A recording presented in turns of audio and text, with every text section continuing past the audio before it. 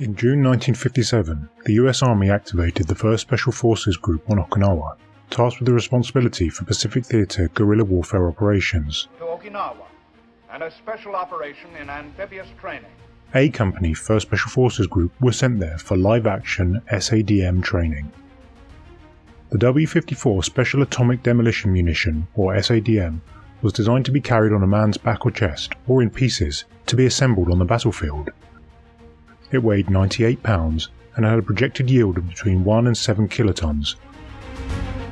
Built by Sandia Laboratory in New Mexico, the portable atomic weapon was capable of entirely destroying an area roughly 1 mile in diameter.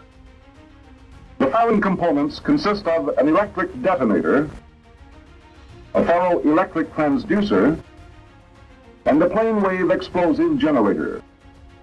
The blast from a 1 kiloton atomic weapon was equivalent to 20,000 pounds of TNT contained inside a small aluminium vessel the size of a kitchen garbage can. According to material declassified by the Department of Defense, few humans, buildings or structures in the detonation radius would survive. The atomic material consisted of 4 plutonium rings. These were to be carried by newly formed green light teams. In the cloth bag is installed in a parachutist container. The role of a green light team was to carry a nuclear device into battle, behind enemy lines where it could be used as a tactical weapon. SADM was designed for sabotage, to blow up fortified enemy infrastructure, including tunnels, viaducts or mountain passes. The small nuclear weapon could also be placed just inside the enemy's front line and detonated there. In addition to eliminating significant numbers of enemy soldiers, a nuclear explosion in the main line of defence would force an army to spend focus and resources caring for what would be likely tens of thousands of soldier casualties. Team leaders would carry 2 of the 4 plutonium rings needed, whilst a single plutonium ring would be carried by a team member each. The rings were attached to the operator's body with cloth ties and secured by metal clips. The capability was carefully designed so that no single team member could arm the device alone. The nuclear weapons work of the top-secret Greenlight teams on Okinawa was a product of President Eisenhower's limited nuclear war doctrine, officially called the New Look. Mutual assured destruction presumed that opposing sides would each build an arsenal of nuclear weapons so massive the capability alone would serve as a deterrent or disincentive for ever starting a nuclear war. A vital element in keeping the peace is our military establishment. Our arms must be mighty, ready for instant action, so that no potential aggressor may be tempted to risk his own destruction.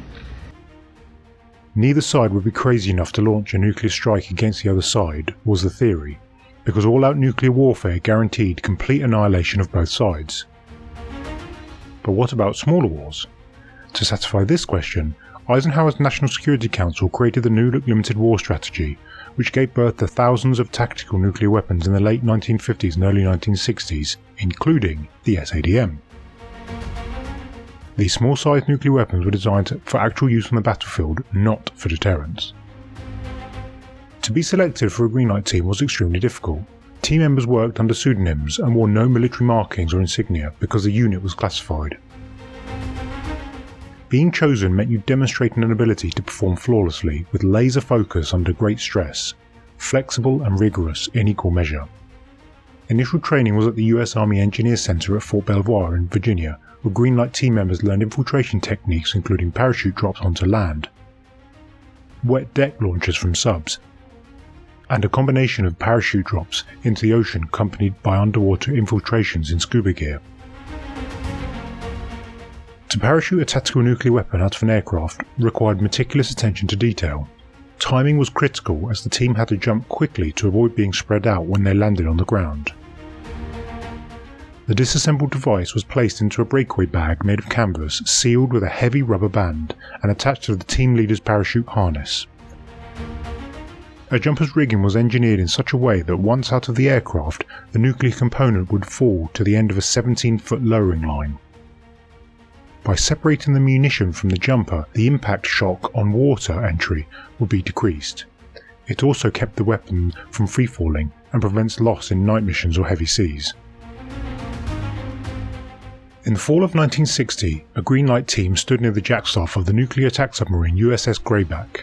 As the sub slid through the water off the east coast of Okinawa Island in the Pacific, the 4-man team prepared for a top-secret wet deck launch, a subsurface infiltration technique. The training mission was to place a tactical nuclear weapon into a target area, arm the device and exfiltrate without detection. The green light team were to use live munitions, an actual nuclear device. The team had all the necessary components strapped to their chests. They were wearing infrared devices on their heads for night viewing, which they used to scan the surface of the water. With the all clear, they climbed down off the submarine stanchion onto the 15-man rubber boat and assumed the position, but it was more dangerous than it seemed, as if the inflatable boat were to strike the jackstaff, it could make the boat flip, and the submarine's powerful propellers would likely suck the green team members into its wake. But the 4 men on the team boarded the boat without incident, and the submarine sunk down below the surface and disappeared. Maintaining noise control, the team paddled 400 meters to the shore in silence. Once on shore, the green light team deflated the rubber boat, buried it, and covered their tracks with sand and foliage. From here, they walked to the target area. On target now, the team carefully assembled the device, setting the timer for 4 hours, whilst 2 of the team armed the SADM. The team then exfiltrated, and walking to checkpoint, the team used commo to relay their position to air assets, and a short time after they were picked up by helicopter. The helicopter took the team to Camp Hardy, halfway between the villages of Higashi and Arakawa. The top-secret Greenlight Team atomic weapons training missions took place here, starting in 1960, but have never been officially acknowledged by the Department of Defense. Interestingly, Norm Hooten, the famous Delta Force operator from Operation Gothic Serpent, the Battle for Mogadishu, has discussed training with SADMs as late as the 1980s for demo guys in Special Forces. So I went over as a demo guy, and it was what they used to call the Greenlight Team, which was a special atomic demolitions and munitions team, which, to just put it in simple terms, was backpacked nuclear weapons. There have been no confirmed Greenlight Team operations. In fact, the DoD still officially deny their existence. The only evidence we have of them is the incredible and now sadly deceased Green Beret MACV-SOG ground branch operator Billy Waugh. If I had to kill bin Laden with a pencil, I would have driven it right through his eyes. Because if I went for his heart, I might miss that son of a bitch for 4 inches. Could Greenlight Teams still exist in some way? What could modern SADMs now be able to do? Let me know in the comments. I hope you enjoyed this video. Please like and subscribe to the channel.